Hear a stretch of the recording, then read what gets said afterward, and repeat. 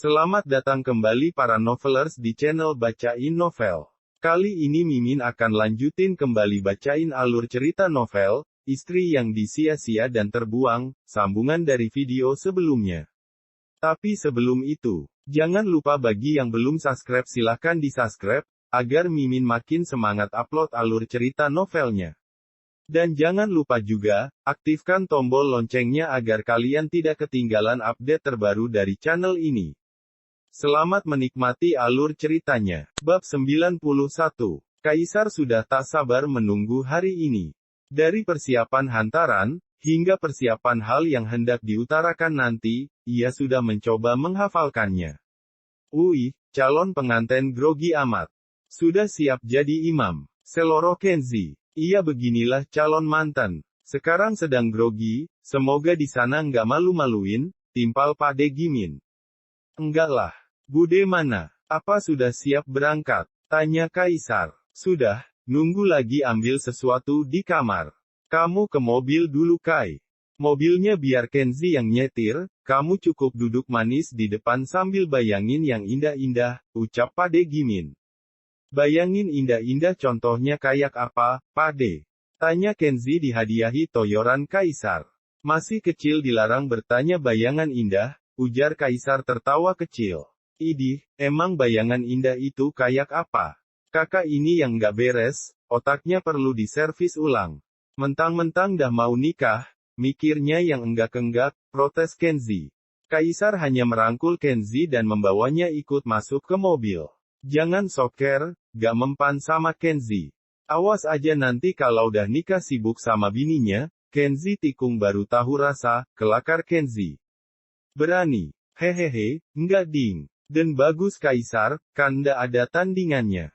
Kak, kalau lamaran ini dirapel sama lamaran Kenzi bisa. Iya, kali adiknya Arin mau sama Kenzi. Mana calon istri solehah gitu, Hafizo plus pintarnya kebangetan.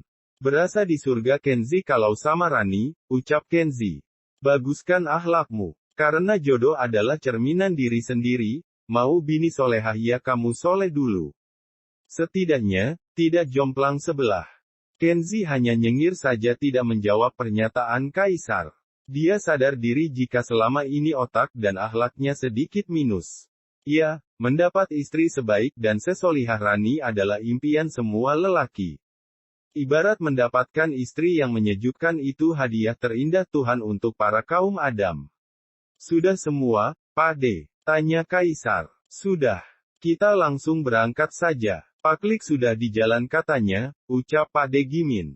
Pade masuk ke dalam mobil, Kaisar menaiki mobil yang dibawa Kaisar sedangkan keluarga Paklik Kaderi menaiki mobilnya bersama Eyang Simbok.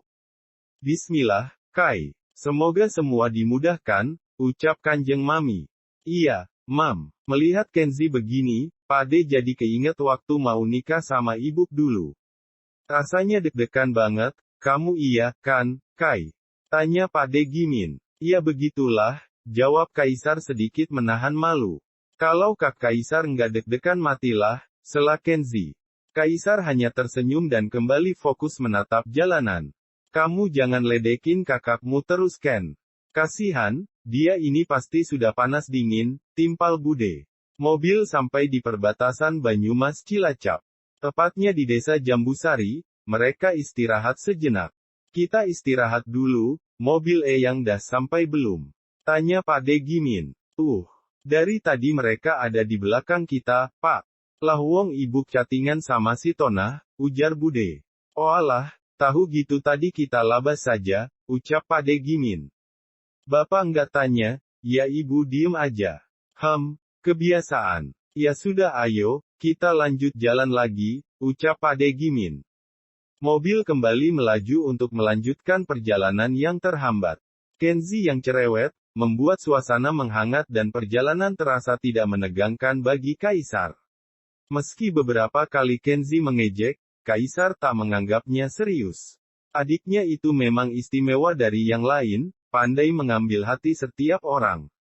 Kak, sudah sampai depan komplek GSP ini. Grogi nggak ya? Grogi nggak, grogi pasti. Iyalah. Masa enggak, ledek Kenzi. Diem Ken, ucap Kanjeng Mami. Kaisar merasa gugup. Baru saja mobil berhenti, semua keluarga Arin sudah menunggu di depan rumah.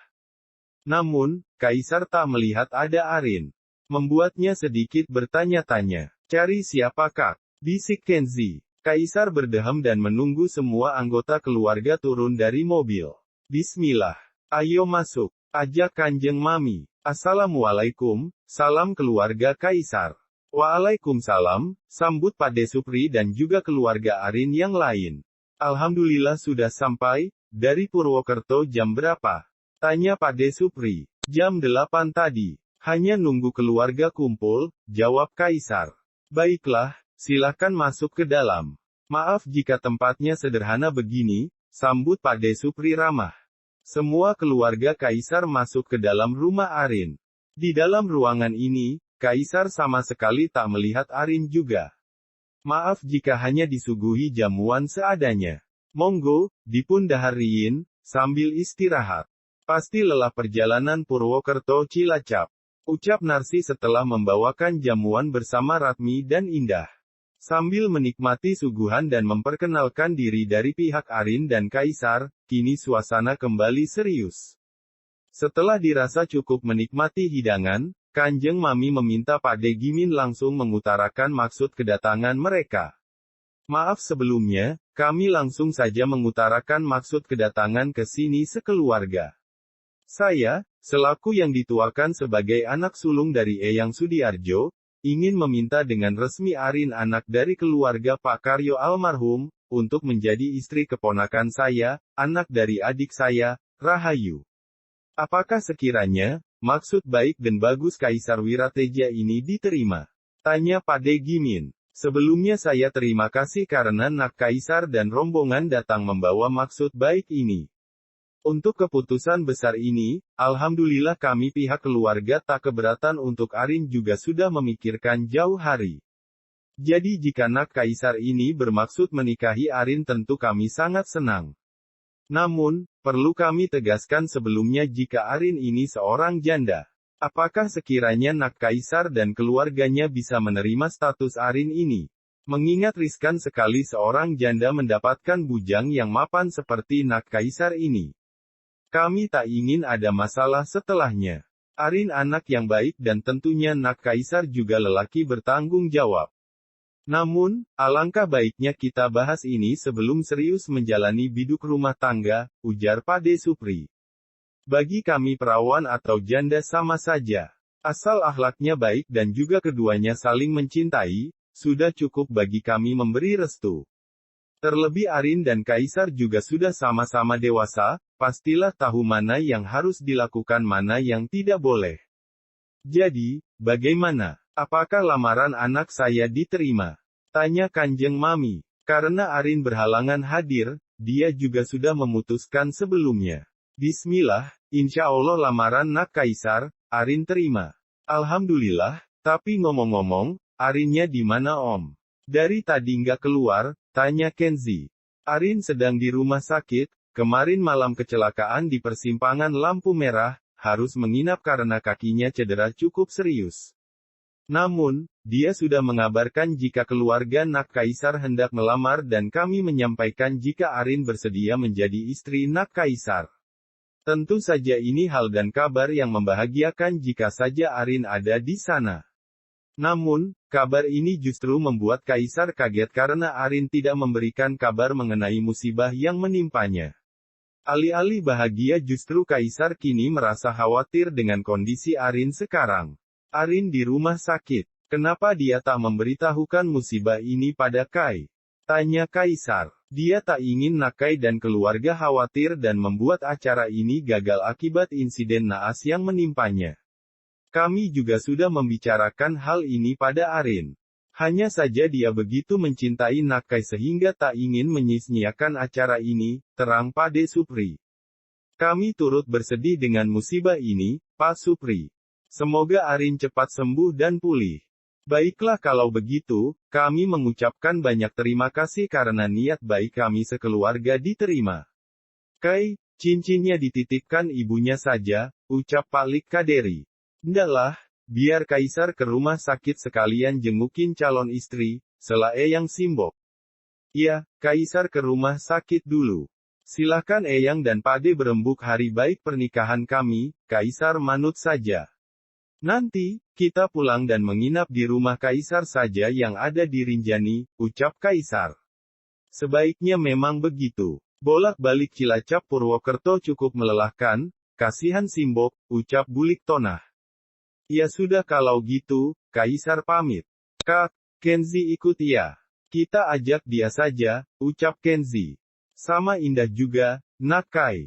Dia tahu di mana ruangan Arin dirawat, di sana ada Bang Faisal juga yang jagain Arin, ujar Narsih. Indah sedikit kaget dan kemudian menunduk setelah mengangguk pelan. Indah adalah anak dari Pak Lik Kaderi yang baru pulang merantau di Jakarta. Dia diminta ikut menemani Arin melewati acara lamaran ini. Pak Lik Kaderi bukan orang berada seperti Pak De Supri. Namun, Angga Unggu keluarganya patut diacungi jempol. Bab 92. Kaisar mengemudikan mobilnya dengan cepat. Hatinya sangat tak tenang semenjak mendengar kabar Arin di rumah sakit. Saat mendapati ruangan Arin, dia orang yang pertama kali masuk ke dalam. Rin. Arin yang sedang mengobrol dengan Faisal menengok dan terkejut melihat Kaisar ada di ruangannya.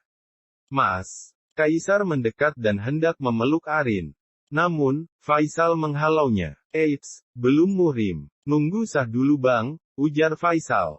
Kenzi yang baru masuk dengan indah tersenyum mengejek melihat kelakuan kakaknya itu. Hadeh, calon bini meriang, calon suami meradang. Sabar kak, dunia belum akan berakhir, ledek Kenzi. Kamu kenapa nggak bilang kalau sakit Rin? Mas khawatir, ucap Kaisar. Kok Mas Kaisar menyusul ke rumah sakit? Besok juga Arin pasti sembuh, sahut Arin tanpa menjawab pertanyaan Kaisar. Bang Fai, kita keluar saja yuk. Di sini kita jadi obat nyamuk saja. Biar Indah aja yang jadi pawangnya, ajak Kenzi. Faisal mengangguk dan pergi keluar bersama Kenzi. Indah yang masih berada di dalam mendekat pada Arin. Udah enakan mbak? Tanya Indah. Alhamdulillah, kamu kapan pulang merantau? Tadi malam, pagi-pagi ibu sama bapak ajak ke lamaran Mbak Arin.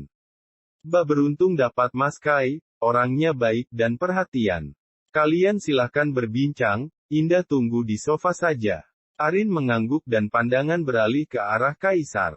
Kenapa lihatin Arin begitu? Tanya Arin heran karena melihat Kaisar menatapnya sambil tersenyum. Kamu dengar tadi? Kamu beruntung dapat Mas. Ibarat kata, dapat durian runtuh sepohon-pohonnya, kelakar Kaisar memecah suasana hatinya yang begitu grogi. Iya, tentu saja beruntung. Dapatnya bujang ori, harganya pasti mahal, balas Arin sambil tertawa kecil. Kamu belum jawab pertanyaan Mas, kenapa nggak kasih tahu Mas kalau sakit? Tanya Kaisar serius. Iya, karena Arin nggak mau Mas khawatir dan mengundur jadwal lamaran. Lagian, ini nggak terlalu parah kok, Mas Kai nggak usah khawatir gitu. Arin kan kuat, ucap Arin mengangkat lengan otot tangannya. Jangan ulangi lagi, sayang. Mas khawatir, ucap Kaisar mengusap tangan Arin.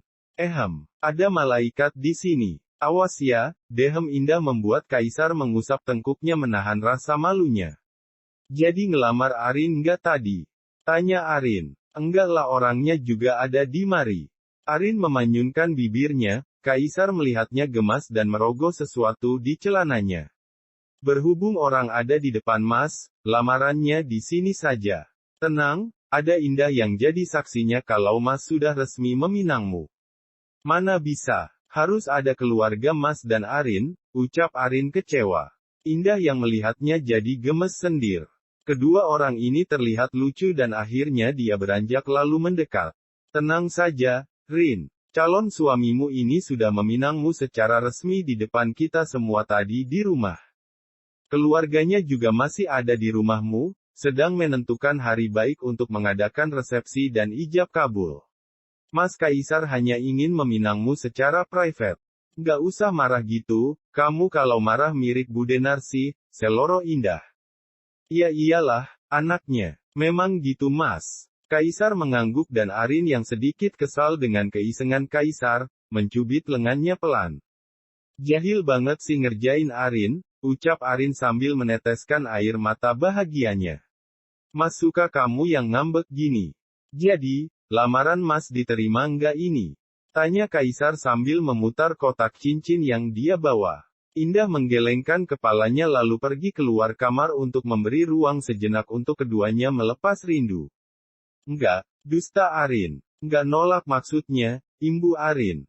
Kaisar langsung memeluk Arin mesra dan menempelkan kepala Arin di dada bidangnya. Mas, jangan begini, ucap Arin melepaskan pelukan Kaisar. Maaf, Mas kelewat senang. Arin tersenyum dan Kaisar mengambil cincinnya dan memasukkan dalam jemari manis Arin. Arinda Wulandari, hari ini Mas janji akan setia sehidup sesurga. Semoga kamu menjadi wanita pertama dan terakhir Mas, ucap Kaisar. Meleleh hati Adinda Kang Mas, kelakar Arin. Kaisar dan Arin tertawa bersama menampakkan aura bahagianya. Bukan perkara mudah memang untuk menumbuhkan benih cinta di antara keduanya, mengingat Arin maupun Kaisar memang awalnya hanya sebatas partner bisnis dan juga asisten rumah tangga. Jodoh tak ada yang mengira, jika Arin yang dulu menghibah uang setiap hari pada Bayu kini bisa menikmati buah dari kesabarannya mengasuh Agam dan perjuangannya mengabdi sebagai istri Bayu. Mendapatkan lelaki sebaik Kaisar memang anugerah terbesarnya. Mas, cincinnya kamu udah kasih aku loh dulu, ucap Arin. Iyakah? Mas lupa, yang ini ya. Kaisar mengangkat tangan Arin lalu menciumnya. Mas, kata dokter pulang hari ini. Tanya Kaisar mengalihkan rengekan Arin. Belum tahu, tapi kalau hasil nanti membaik Arin boleh pulang. Ada sedikit retak di bagian tulang kaki sebelah kiri, soalnya kena tindih motor pas jatuh ke jalan. Kaisar yang mendengarnya sedikit meringis menahan sakit membayangkan sakitnya kejadian yang menimpa Arin waktu itu. Pasti sakit banget ya sayang. Arin justru tertawa sambil menutup kedua muka dengan tangannya. Kok tertawa? Tanya Kaisar bingung. Arin geli dengar Mas panggil sayang. Masa sih?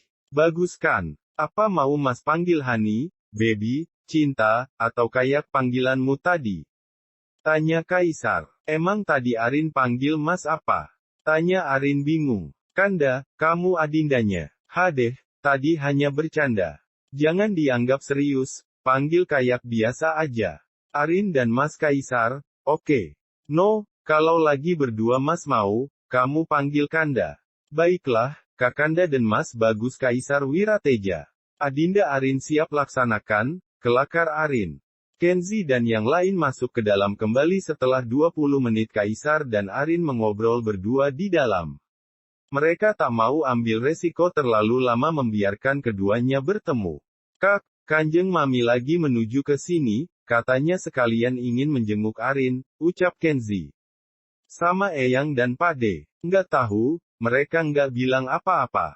Hanya bilang mau ke sini saja. Baiklah, kamu tunggu di luar saja. Siapa tahu mereka sudah sampai, ujar Kaisar. Yaelah, Kenzi lagi. Kakak saja yang di luar, Kenzi kan juga mau ngobrol sama kakak ipar. Ya enggak Rin. Arin hanya tersenyum dan hal itu membuat Kenzi sedikit kesal. Ndah, kita kencan saja yuk. Di ini kita hanya jadi kacung kakak-kakak kita, sungut Kenzi merangkul Indah namun dikibaskan dengan segera tangan yang suka nyeleneh itu. Maaf, Indah nggak bisa dekat dengan sembarang lelaki, jika mau keluar silahkan lebih dulu. Indah di belakang Mas Kenzi saja. Mari, ajak Indah santun. Kenzi mendengus dan berjalan nyelonong keluar untuk menunggu kedatangan ibunya. Tak lama Kenzil keluar, keduanya kembali masuk dengan bersamaan Kanjeng Mami dan juga Pade Gimin. Assalamualaikum, salam Kanjeng Mami dan Pade. Waalaikumsalam, Mi Pade. Sudah selesai perempuannya? Tanya Kaisar. Arin menyalami tangan Kanjeng Mami saat kedua tetua itu mendekat. Tanpa disuruh pun, Arin tahu bagaimana cara berperilaku sopan kepada orang yang lebih tua. Kanjeng Mami tersenyum dan mengusap hijab Arin. Pantes anak saya kesengsem, lah wong ayu ngene. Gimana nduk? Dah enakan? Tanya Kanjeng Mami ramah. Alhamdulillah, Mam. Nunggu hasil scan nanti sore. Mami apa kabar? Tanya Arin. Baik, sebenarnya kamu mikirin apa sampai jatuh begini? Boyo kalau mikir Kaisar jangan dalam-dalam, jadi musibah, kan? Tenang saja, hari baik dan tanggal resepsi sudah dibubarkan. Kami sepakat mengadakan resepsi di Gedung Perjuangan dan kalian akan sah 2 bulan lagi. Kaisar melongo mendengar pernyataan Kanjeng Mami. 2 bulan. Iya, nggak lama. Nunggu Arin bisa sehat dan berstamina untuk malam pertama. 2 bulan bisa kamu dan Arin gunakan untuk prewedding, bikin undangan, pilih souvenir, kalian juga akan memasuki masa pingitan 1 minggu. Jadi, biar sedikit lama dan hikmat, kami memilih 2 bulan. Nggak apa kan, Rin? Nggak apa, Mam. Asal nikahnya sama Mas Kai kapanpun itu, Arin bersedia, jawab Arin. Nggak, Mam, bisa kayak kemarin itu. Nunggu Arin masa idah selesai aja 3 bulan baru kelar nih. Menambah panjang lagi, ujar Kaisar pasrah. Semuanya tertawa mendengar Kaisar merajuk macam anak kecil rebutan mainan. Namun, Kanjeng Mami senang karena anak sulungnya bisa menikahi gadis impiannya tanpa terhalang restu orang tua kandungnya. Selesai. Terima kasih sudah setia di channel ini. Segera hadir. Alur cerita novel baru di channel ini. Ditunggu ya.